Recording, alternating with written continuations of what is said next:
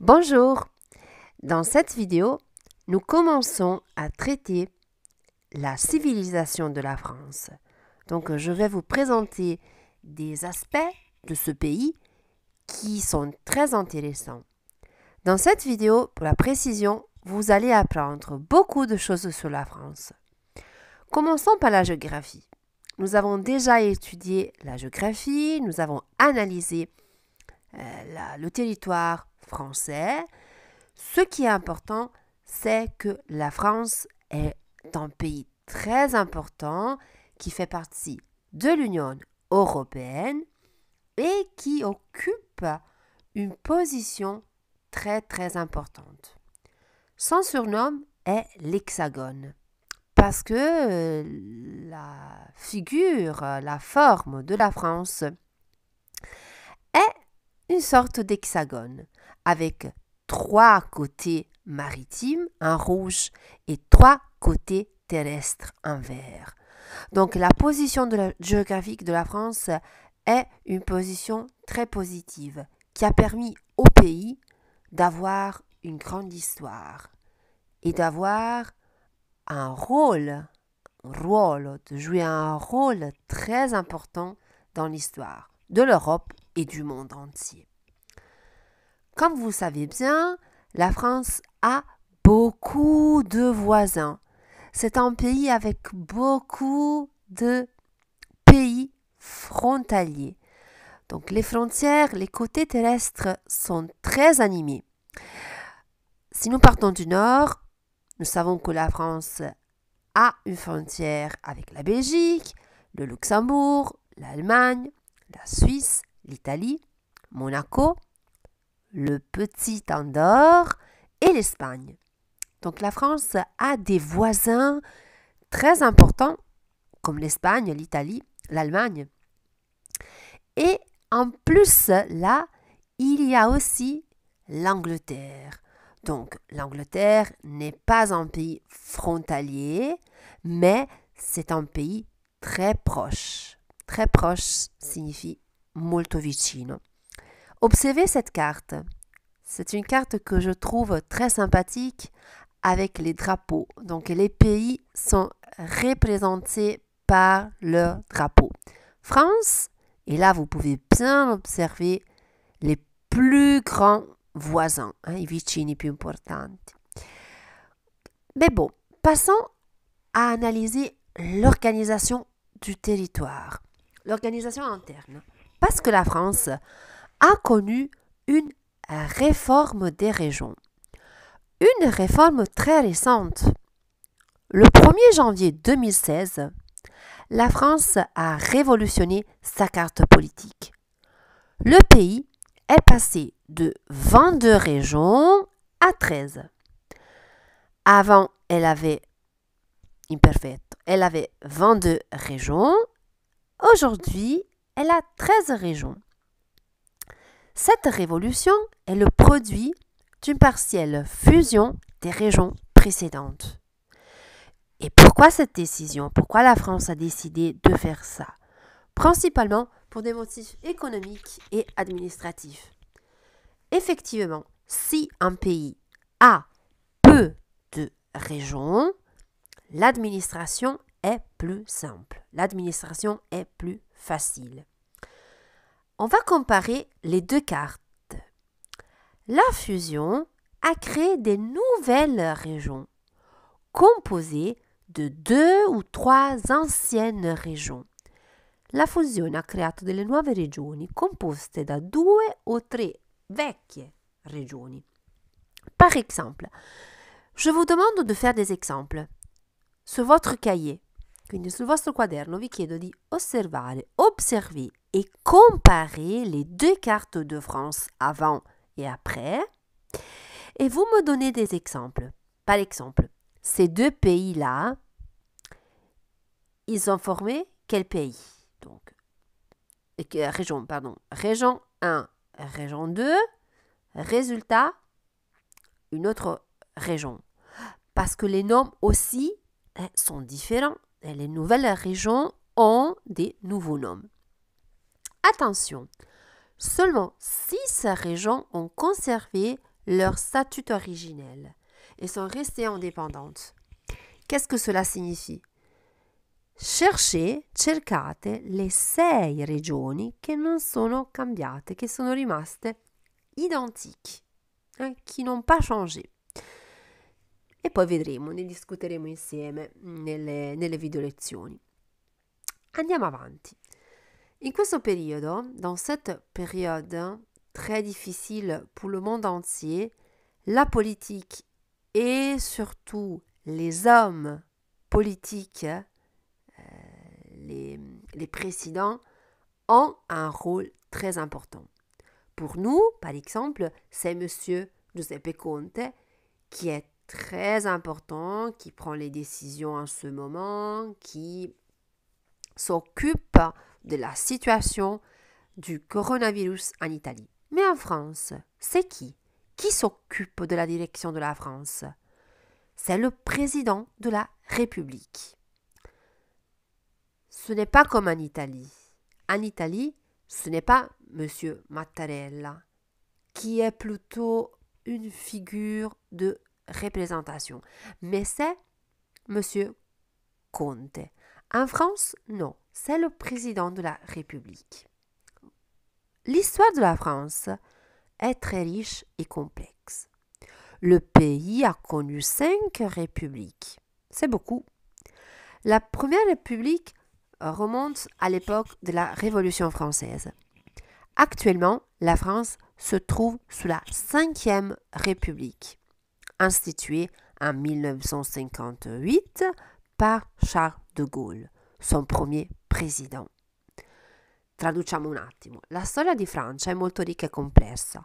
Il paese ha conosciuto 5 repubbliche, è tanto, è tantissimo. La prima repubblica risale all'epoca della Rivoluzione francese. Attualmente, oggi, la Francia si trova sotto la Quinta Repubblica, istituita nel 1958 da Charles de Gaulle, il suo primo presidente. Et là, vous avez tous les présidents de France, donc la chronologie des présidents, jusqu'au dernier président, fino all'ultimo. Pour la précision, donc la France est une république présidentielle. Che cosa vuol dire una république présidentielle? Ça signifie que l'homme le plus important de France est présidentiel, le président de la République, appelé aussi chef de l'État. Il a beaucoup de responsabilités et il gouverne son pays.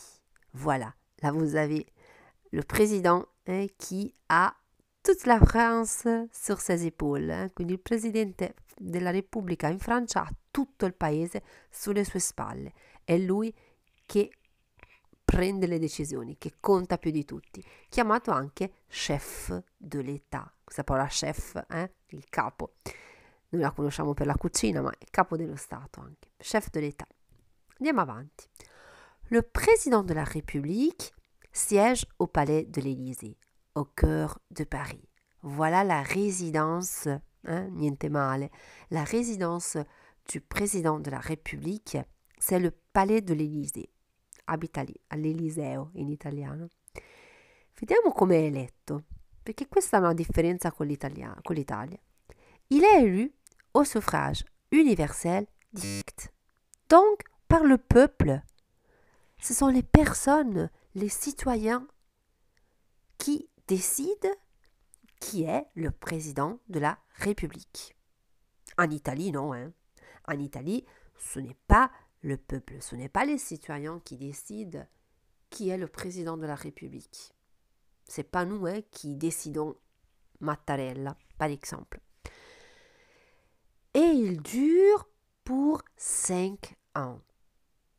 Avant l'abbiamo trovato prima con le regioni, vuol dire prima, le mandat était de 7 ans, mais c'était trop long.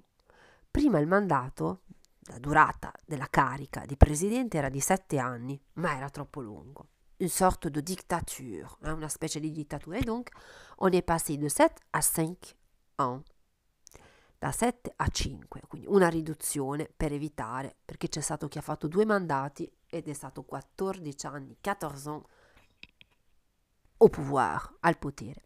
Le président travaille dans un bureau, in uno studio très précieux, qui s'appelle le Salon Doré. Direi, niente male, pas mal. Andiamo avanti, vediamo la situazione attuale. Le président de la République actuelle est Emmanuel Macron, et je pense que vous le connaissez. Il est très jeune, il a 42 ans, et il est devenu le président de la République française en 2017. Voilà, élection 2017, à l'âge de 40 ans. Il a une forte personnalité, parce qu'en effet, en France, ce rôle est très difficile e délicat. Ha una forte personalità perché in Francia questo ruolo è molto difficile e delicato e soprattutto a 40 anni diventare presidente della Repubblica francese non è da tutti. Voyons quelles sont ses fonctions. De quoi il s'occupe? Eh bien, il prend toutes les décisions. Il signe les lois, firma les leggi, il signe les lois. Il est le chef de l'armée. En cas de guerre, c'est lui qui décide les stratégies. È il capo dell'armata. In caso di guerra è lui che decide le strategie. Quindi capite bene l'importanza. Voilà. Il choisit personnellement ses collaborateurs comme le Premier ministre. Donc c'est lui personnellement qui décide le Premier ministre. Quindi è lui che si sceglie il suo primo ministro. Et vous avez les photos. Il rencontre les chefs d'État et signe les accords entre les pays. Donc c'est lui qui représente la France à l'étranger, dans le monde entier, avec le président italien Mattarella, avec le président des États-Unis Trump, avec Angela Merkel, la présidente, c'est pas la présidente, c'est disons la personnalité, la femme qui représente l'Allemagne, la chancelière, la cancelliera, et après, avec notre Conte, notre président du gouvernement, il nostro presidente del governo, ok, il capo del governo. Eh bien, là, je vous ai parlé du Premier ministre. C'est le président de la République qui choisit le Premier ministre. Donc, Emmanuel Macron, a choisi son Premier ministre. Le Premier ministre est une autre figure importante. Il décide avec le président de la République, les ministres, qui s'occupent de différents secteurs. Quindi, lui decide con il Presidente della Repubblica i ministri, li scelgono insieme i ministri.